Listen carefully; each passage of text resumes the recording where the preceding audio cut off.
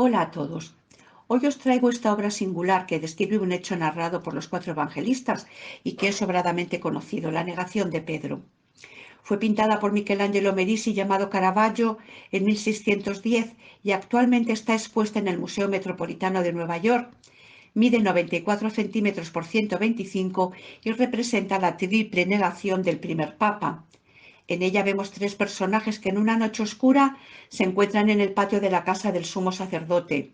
Uno es Pedro, representado por un hombre rudo, de mediana edad, de frente despejada y de gesto inequívoco en el rostro y en las manos, gestos que dicen que en ese momento está negando a Cristo.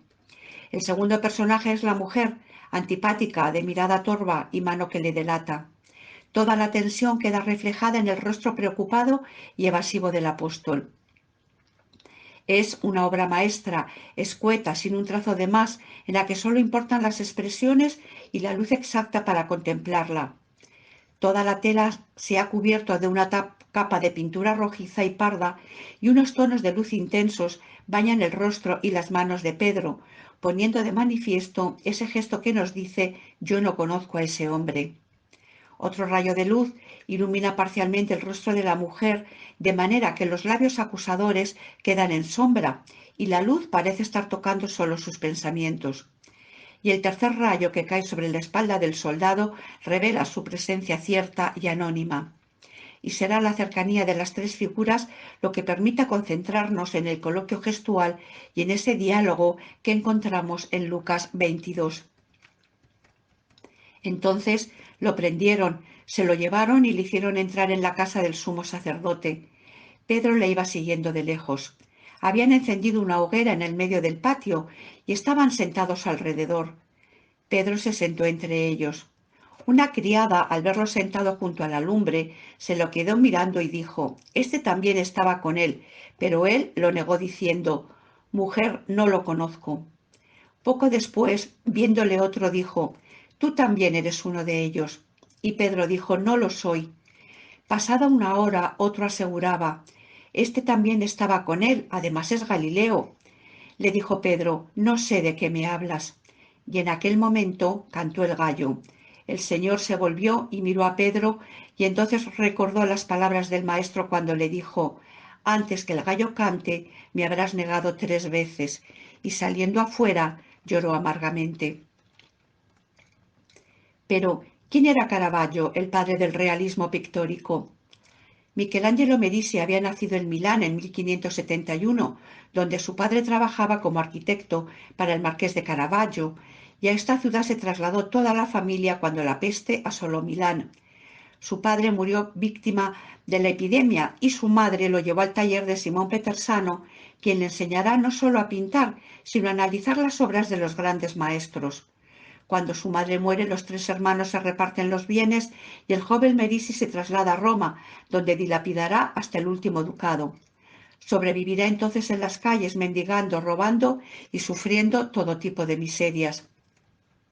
En este ambiente degradado pintará sus primeras obras. Lo hace sin dibujo previo, directamente sobre la tela, y en esos comienzos hace destacar lo violento, lo macabro, lo dramático y también lo lascivo, aspectos que siempre atraen a las masas. Caravaggio, que ha tomado el nombre de su pueblo porque no puede firmar como Miguel Ángel, es un joven de gran talento que vive en los bajos fondos rodeado de delincuentes, borrachos y camorristas y con una corte de admiradores que le halaga constantemente. Generoso y pendenciero, comparte su dinero con esta tropa que lo acompaña. Y de esta primera época son los cuadros Muchacho pelando fruta y Los tramposos.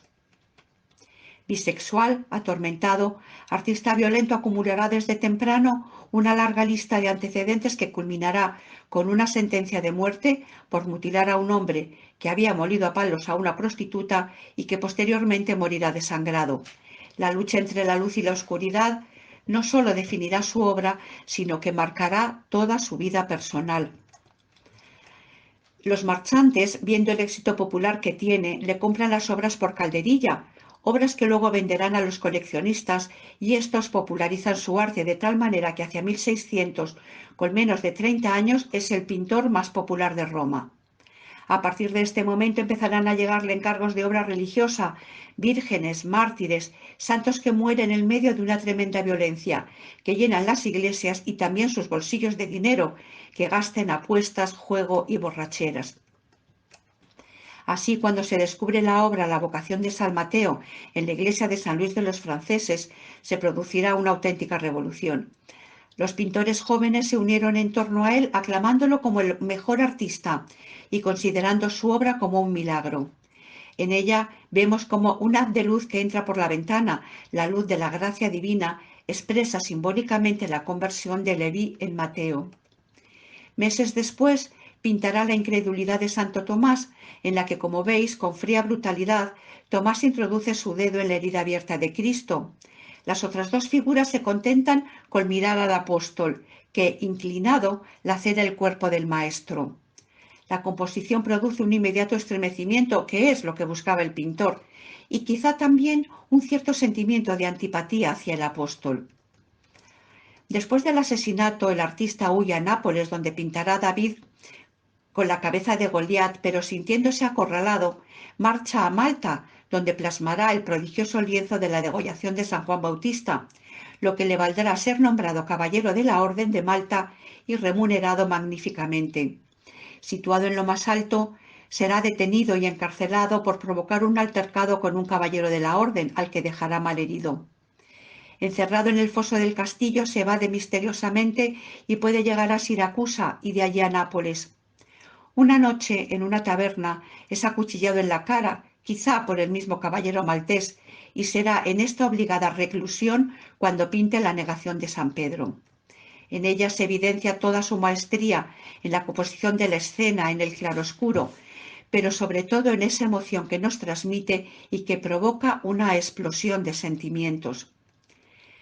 En el verano de 1610 tomó un barco rumbo a Roma para recoger el indulto que por fin le había concedido el Papa. Lo abandonan y morirá solo en una playa, posiblemente del paludismo que padecía o por las heridas recibidas, y aunque su muerte fue publicada en un periódico romano, cuando sus amigos llegaron a Porto Ercole no encontraron su cadáver. Caravaggio no tuvo discípulos, pero sus seguidores han sido legión: José de Rivera, Rubens, Rembrandt, Zurbarán, Velázquez. ¿Qué vieron en él y en su pintura? Vieron al innovador, al genio que rompe con lo establecido, al hombre que buscaba el alma de la humanidad en un cuerpo doliente, pero sobre todo al pintor que cuestiona y provoca al espectador. ¿Y en nosotros? A mí, contemplar esta obra me llena de preguntas. Leo en el Evangelio que Pedro seguía de lejos al Señor, como tantos de nosotros. Seguidores sí, pero que no se note mucho. Pedro le había dicho que no le abandonaría aunque tuviera que morir. Pero ¿dónde está ahora aquella promesa? ¿Dónde quedan aquellos 3 años pasados al lado del Maestro? ¿Por qué se asusta y le niega? ¿Y si Cristo negara conocernos cuando estemos delante del Padre? ¿Cómo somos capaces de negar a Cristo después de todo lo que ha hecho por nosotros, del amor que ha puesto en nuestras vidas, de todos los dones recibidos? El arrepentimiento de Pedro fue muy rápido, bastó la mirada de Jesús y recordar las palabras que le había dicho. Y yo, llevo en mi corazón las palabras de Jesús, las tengo siempre en mi boca. A Pedro le salvó la mirada, esa que le hizo dar un vuelco a su corazón, esa mirada que se adivina en el cuadro y que ilumina a los personajes hasta su interior. Y yo, en los momentos más tristes de mi vida, cuando se me olvida que vas conmigo y te traiciono, querría encontrarme con esa mirada de infinita misericordia y, llorando mi pecado, abandonarme en tus brazos.